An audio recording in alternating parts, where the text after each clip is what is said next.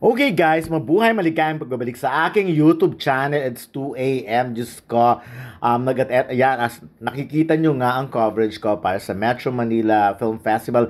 Gabi ng parangal na ginawa sa Kia Theater or dating New Frontier o New Frontier pa rin ngayon sa Cubao. So, nakita nyo yan ang pagdating nila Marian at Ding Dong, mga bida sa Rewind. And of course, si Sharon Cuneta kasama ang kanyang husband na si former Senator Kiko Pangilinan. So dito parang pinagmamalaki, sinasabi na nga ni Sharon na walang katotohanan yung iniisip na naman ng iba. Kasi recently, di ba, mayroong mga parang may mga speculations na hiwalay na sila because may mga statement nga kasi si Sharon na parang nagsisi siya na nag-asawa siya uli dahil nadamay pa sa problema or nadamay pa mga anak nila ni Kiko, yung mga ganong tipo. So, dahil nga alam naman natin yung mga bashers ngayon, ang mga haters, walang pakundangan, walang pakialam talagang comment kung comment talaga sila. But anyways, ayan nga, bongga, star-studded ang gabi ng parangal at sana ay laging maging ganito. Of course, ito,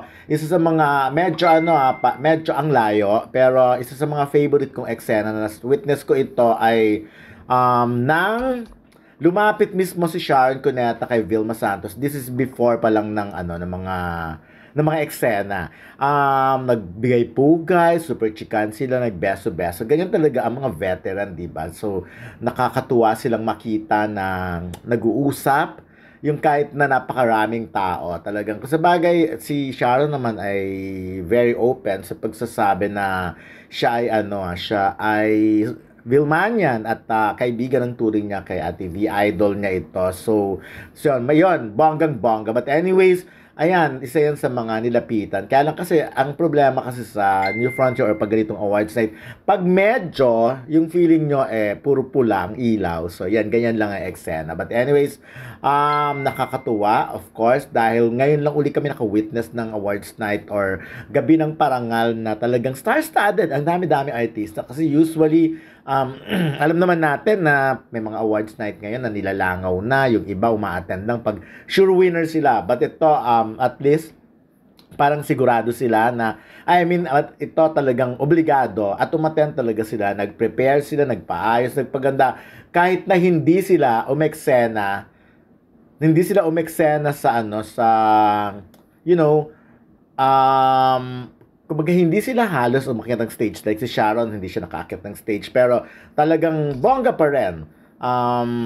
Pinaghandaan pa rin. Pero yun ang nga, going back kay Sharon, at least pinakita naman nila na ganyan. Ayan, si Miel. Ito yung part na kakatapos lang ma-announce yung Best Supporting, Best Actress or Best Actor and Best Actress. Dito, tapos na mag-speech si Vilma Santos bilang winner ng Best Actress para sa When I Met You in Tokyo. So, tinapos lang ni Sharon yung speech and then after that, umalis na siya. So, I'm sure may mga chika, maraming magsasabi na ganon, bakit hindi man lang tinapos yung awards night.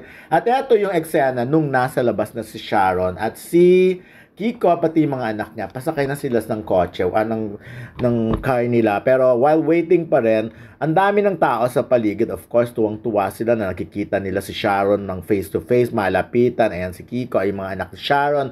So, ayan. And of course, nakakatuwa kasi very accommodating pa rin talaga si Sharon. Every time na may mga gusto magpa-picture sa kanya, hindi sila magdadalawang isip. Especially pag mga ganito, yung talagang mga, alam mong medyo may edad na, talagang si Sharon mabait, pagbibigyan at pagbibigyan niya ka. Hindi siya yung tipong nagmamagaling yung mga security niya, yung mga ganyan. Hindi ganon ang dating. But anyways, ayan, so nakakatuwa tong eksena nito, no? Kasi after a few minutes, maya-maya, eto na, sumusunod naman sila, Marian Rivera at Ding Dong Dantes. So, hindi ko in-expect na magpapang-abot sila sa kalye ng New Frontier sa harap, sa may Cubao.